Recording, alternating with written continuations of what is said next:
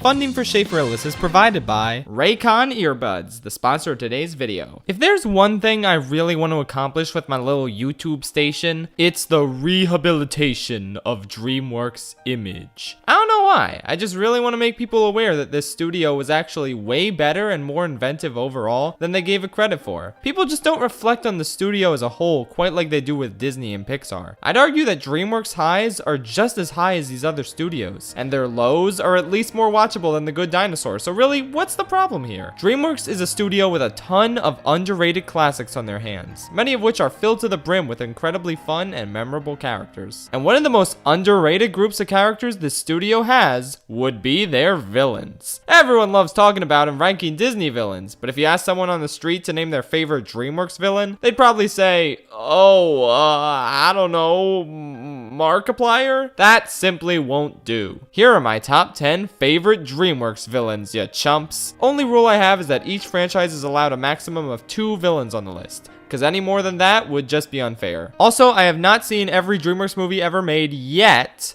so don't complain when Eris isn't on the list. I haven't watched Sinbad yet, but like, Eris looks cool, so there.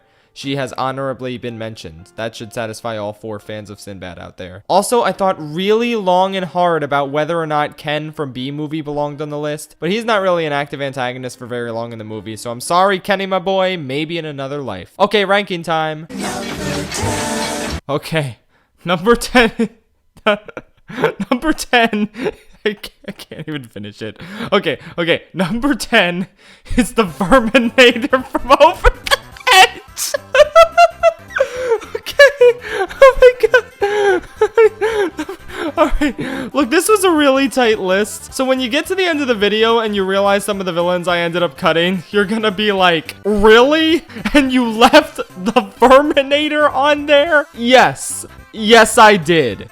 And I'll tell you why. So obviously the Verminator is not the most compelling or well-developed villain in DreamWorks history. He's not even the main villain of his movie. Vincent and Gladys are certainly more integral to the story and conflict. But damn it, the Verminator is the funniest character alive. I already talked my head off about him in my Over the Hedge review, and honestly, I'm just glad I have a chance to continue this conversation so soon. Because this is a conversation we need to be having. The Verminator is absolutely hysterical, while also serving as a legitimate threat through his wide array of traps and tools. He is hell-bent on catching those animals no matter the cost. I literally love every single frame he's on screen, and every single line of dialogue he has gives me pure joy. The voice acting plays a big role here. Thomas Hayden Church absolutely kills it. I don't really have much else to say that I haven't said in my previous video. Just stand the Verminator and eat your vegetables or something. Come on. I'm on the hunt, I'm after you. This spot goes to the only villain on the list from a movie I don't actually like. But even I can't deny that Captain Dubois from Madagascar 3 is actually pretty great. One of the reasons Dubois outranks the Verminator is that she's much more of an active threat throughout the entire movie, always chasing the animals and never letting up, like a female French nemesis from RE3.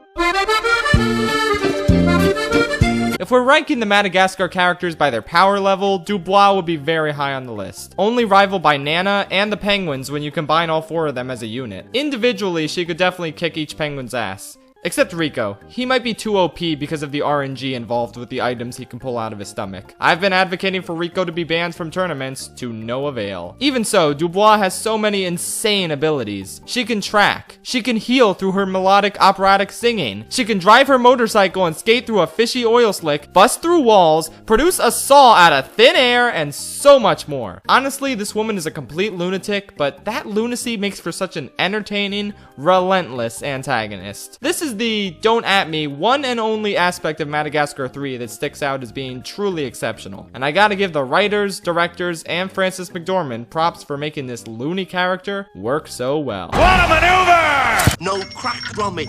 We've forgotten the crack. If I can't have your money, I can still bag your bunny! Yeah, I love Victor Quartermain. He seems like your typical lame, pompous, jealous asshole villain at first glance. But not only is he really funny, he's legit deranged and super threatening. When he discovers Wallace is the were-rabbit and that he now has an excuse to murder the guy he's jealous of, and he evilly glares at Gromit as if to say, oh yeah, I am gonna serial kill Wallace and you can't stop me, numbnuts. He's just tremendous fun to watch and a legit threat, which is my favorite combination combination for a villain to have. I love how much more manic he gets as the climax goes on, and I love how Ray Fiennes plays him. It's an absolute blast. Many people generally consider Ian McKellen's Toad from Flushed Away to be the pinnacle of Aardman's villainous creations, and he's pretty good, but come on, man. You simply cannot go wrong with Lord Victor Quatermain, the ultimate evil of the Wallace and Gromit cinematic universe. Except for that robot dog, I guess. That thing was f***ing horrifying. Dragon Tales, it's almost time for Dragon. I have to admit, Drago Bloodvist is a pretty good antagonist in the grand scheme of animated films. But I still have problems with him, and he's not good enough to make this list. Sorry! Grimmel undoubtedly takes the cake in terms of this trilogy's villains. I mean, I heard this guy from the Netflix show is good or something. I'm not sure. Maybe I'll get around to watching this show after I finish rewatching the entire Total Drama series for no other reason than me feeling like it. I don't know. Until then, Grimmel is my favorite How to Train Your Dragon antagonist. His tenacity and leadership skills are unparalleled. His ability to skillfully manipulate both dragons and people is frightening, and he challenges the ideological perceptions of our main character in a way that Drago never did. What makes Grimmel so compelling is that he actually sort of wins in the end, even after his death. Dragons and humans do have to separate because Grimmel is such a gigantic threat that he causes Hiccup to realize that the world may never be truly safe for dragons. Evil humans like Grimmel will always be around to exploit dragonkind for their own nefarious goals, and it's not worth a life of fear and terror for the dragons and their riders. It's a very humbling and mature conclusion for the main characters to come to. Eventually, they have to grow up and accept reality, that their choices have negatively impacted the dragon's safety and way of life. And it takes a brutal run-in with an exceptionally deceptive chess master for this lesson to kick in. Grimmel is also an excellent parallel to Hiccup due to his backstory of not hesitating to kill a Night Fury. Plus, that scene in Hiccup's house is just phenomenal. Ultimately, what holds Grimmel back from being amazing is that he's not really three-dimensional in any sense, and I kinda don't get his plan. Like, it pans out in the end, and he always seems to be aware of where the heroes are going, but why did he have to wait for Roughnut to lead them there if he already knew they were going west? That was hit. Will you cut that out? I don't know. He's kind of like Luke Skywalker in Return of the Jedi. Every part of his vague plan just kind of works out somehow, and it's bizarre, but not a big issue for me. Gotta give some props to the Night Fury killer. Rumpelstiltskin! To the unenlightened, Shrek Forever After is actually great, and so is its villain. I've talked about him at pretty sizable lengths before, but I just can't get enough of this snivelly little demon. He's incredibly quirky and fun to watch, yet he serves as the biggest threat the series has ever seen. He rules far, far away, and in 24 hours, Shrank will be dead because of these meddlesome contracts he made. Insane! I feel like in terms of evil accomplishments, Rumple ranks pretty darn high. He doesn't quite have the same stage presence or phenomenal writing as some of the other villains on this list, but he certainly serves as one of the biggest threats in any DreamWorks movie. But yeah, I have gone into sufficient detail about him before, so we shall now continue with our ranking, I do declare. Actually, before we do, all that talking about Shrek has gotten me hungry for good music. I'm gonna take a quick break and listen to Fairy Godmother's cover of Holding Out for a Hero real quick. Be right back. 12 seconds later. Uh-oh. I have a problem. My headphones and speakers don't do this masterpiece justice. I need the utmost sound quality if I'm gonna listen to Fairy Godmother's overpowering voice, hear the anguish of Mongo's incredible sacrifice, and also pick up on that random bowling ball sound effect they added when Mongo kicked the gumdrop button back. Like, what was up with that? And not only do I need great sound quality, I also need effortless portability so I can listen to I Need a Hero over and over on my morning jog around my backyard. What could the solution to my predicament be? Well, I'll tell you. Raycon earbuds, baby! I love the everyday E25 earbuds. They fit so comfortably in my ear, and the sound quality they offer is just excellent. I've started using them in place of headphones on a daily basis, and I'm so happy I made the switch, because wires are the absolute worst. And with this machine, we don't need wires. The everyday E25 earbuds offer 6 continuous hours of playtime, simple Bluetooth pairing, more bass, and a more compact design that gives you a nice, noise-isolating fit. And look at the colors they got. Come on, look how stylish that is. Raycon earbuds start at about half the price of any other premium wireless earbuds on the market, which is crazy given the level of sound quality they offer. They're incredibly budget friendly, yet they sound just as amazing as other top audio brands you know. Wanna get some for yourself? I don't blame you. All you gotta do is go to buyraycon.com/ShapeForLess to get 15% off your order. Click the link in the description box below. Again, that's buyraycon.com/ShapeForLess. Check them out. It's honestly astounding what they were able to accomplish with Titan. A movie for kids managed to debunk toxic nerd masculinity and accurately portray what would happen if one of these r/nice guys managed to get superpowers. It blows my mind how ahead of its time this movie was, especially with this guy in particular. Titan is more or less everything you could want in a supervillain, despite being the opposite of what people would expect out of a supervillain. He's just some creepy geek who lusts for Roxanne and would do anything to get with her, including inviting her to his place to have fun in the bouncy castle. I didn't realize what he meant by that in my original Megamind video, but I'm very happy you all destroyed my innocence by informing me. Thanks for that. Regardless, once this dude accidentally gets infected with Metro Man's godlike powers, he only wants to use them for his own personal gain. Being a hero in the true sense of being selfless and actually heroic isn't on his agenda. He just wants the girl and the popularity and all that jazz without putting in the effort to be a good person. And it is through his extreme villainy that we finally get to see Megamind develop into a good person. The contrast between the two of them is incredibly strong. One of them eventually rises up and becomes a hero in spite of his unfortunate circumstances, and the other becomes a villain after getting all the power he could ever want. It's really poetic and interesting. Also, Hal is super funny, so yeah. This one's for Space Step Mom! You lied to her! This dude is basically just a one-liner machine. However, his most famous line was actually a falsehood. There is an Easter Bunny and Tooth Fairy because I watched Rise of the Guardians last week and they were right there. Jury's still out on the Queen of England though. Also, before I get any comments about this, Rise of the Guardians was really good, but the villain sucks ass. Look at your face. It looks like a car ran over it. Birds! You're seeing things. Kung Fu Panda is a series with some ruthless, compelling, immensely intimidating villains, and also Kai. Out of the trilogy, the fan favorite definitely seems to be Lord Shen. This maniacal peacock is responsible for the genocide of the entire panda species, save for a handful of survivors. Poe's mother is sadly killed during Order 66, and Poe is taken in by Best Dad, aka Mr. the Goose. But Poe never fully recovers from the trauma of losing his mother at such a young age. So while he has to physically grapple with Lord Shen and his big-ass cannon of doom, he must also conquer the emotional scars Shen left all those years ago. It's a really profound story, amplified by the fact that Shen is without a doubt the most evil creature DreamWorks has ever created. His hasty mass genocide of an entire species, brought about by paranoia surrounding a prophecy that he had no reason to even believe, is sickeningly vile. His devious voice and unique design contribute to an intensely memorable and worthy foe that emotionally and physically wrecks Poe more than anyone else. And yet, Poe's scars heal. No, they don't.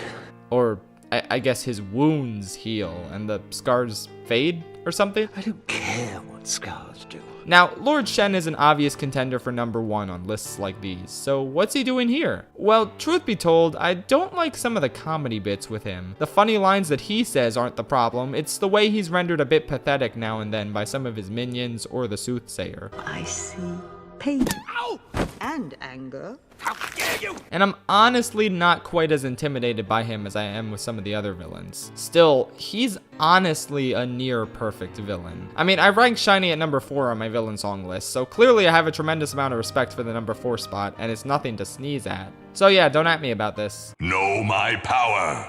Lord Shen may be the fan favorite amongst the Kung Fu Panda villains, and he certainly is the most evil, but in my mind, he'll always be eclipsed by Tai Lung. Finally. While Shen is the most cunning antagonist, Tai Lung is the most actively threatening. In fact, he might be the scariest DreamWorks antagonist simply due to his insane physical ability and ferocious nature. His prison escape scene alone is one of the most enthralling sequences I've ever seen in an animated film, on account of how he makes a seemingly impossible task feel effortless. And the bridge scene solidifies just how insane his abilities are. However, by the end, he's rendered more pathetic and desperate through his obsessive aspiration to learn the secrets of the Dragon Scroll, a secret that Poe has already come to terms with. Unlike Shen, Tai Lung is only funny towards the end, since he treats Poe like a joke and then gets those tables turned on him. I like how his quest for power has absolutely consumed him, even at the cost of his relationship with his former master and father figure. Their confrontation is absolutely excellent, from the flat-out insane action to the sorrow-filled dialogue, from the way he appears in a flash of lightning to his ferocious flaming claws to the moment where Shifu briefly touches his heart by apologizing, filling his head with unfulfilled dreams. This movie is a legit cinematic masterpiece, and this villain plays a key role in getting it there.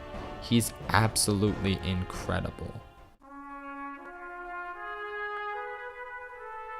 I think it's fairly evident at this point that there will never be another animated film quite on the same level as The Prince of Egypt. This masterful retelling of the Moses story endures as a cult classic due to its divine soundtrack, striking animation, and rich characters. Nowhere is this richness more evident than with Ramses. As Moses' brother, the two quarrel fairly often, yet always find a way to reconcile in the end. But when Moses comes to terms with the horrifying actions of his family, actions that he never quite considered the repercussions of, he leaves his brother and home behind. And while Moses is able to become a noble man by fleeing his home, Ramses instead follows in his father's footsteps and makes everything worse for the enslaved Jewish people. Ramses has had a chip on his shoulder ever since his father chastised him for potentially being the weak link in the dynasty, and Ramses has worked every day since then to ensure that his father's legacy of slavery and bloodshed is carried out, even long after his father is gone. So when Moses finally returns and asks for the Hebrews to be set free, Ramses unfortunately becomes the ruthless villain he had always been groomed to be.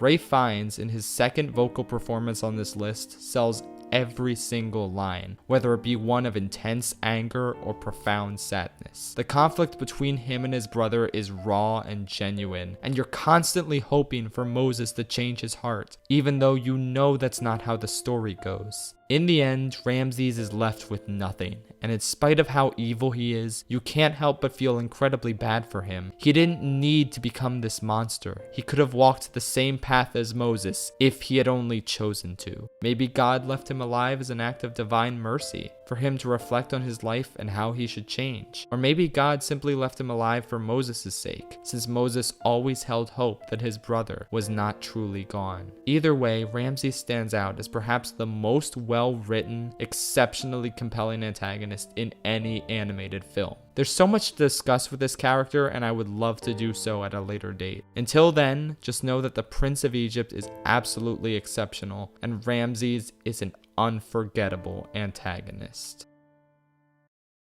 But you know exactly who number one is. Hit it!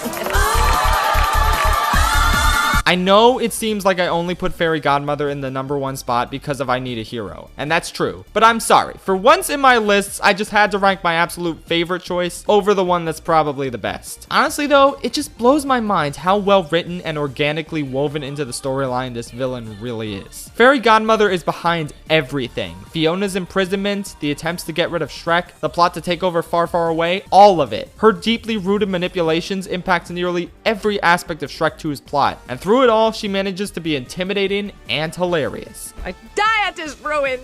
I hope you're happy. She always has the upper hand in every exchange, with every character, and yet she's so hysterical throughout all of it. Her two-faced persona, depending on who she's talking to, makes for a villain that's hateable and likable at the same time. Really, the best kind of villain there is. I also obviously love the way she subtly manipulates Shrek by identifying his insecurities and convincing him to give up. She managed to adapt to Shrek's plan of becoming handsome and formulate her own counterplan after like 5 seconds. That's some queen shit right there. Jennifer Saunders kills every single aspect of this character, from her comedy to her sinister nature to her insane vocals, and everything obviously culminates in the scene that taught 6-year-old me what cinema could truly accomplish. Her vocal performance of I Need a Hero defined a generation, and to this day stands out as the greatest, most well-integrated musical performance ever put into a film. I will not compromise on that front. Everything about her plan checks out. She manages to be hilarious and intimidating at the same time. She delivers us a godlike sequence.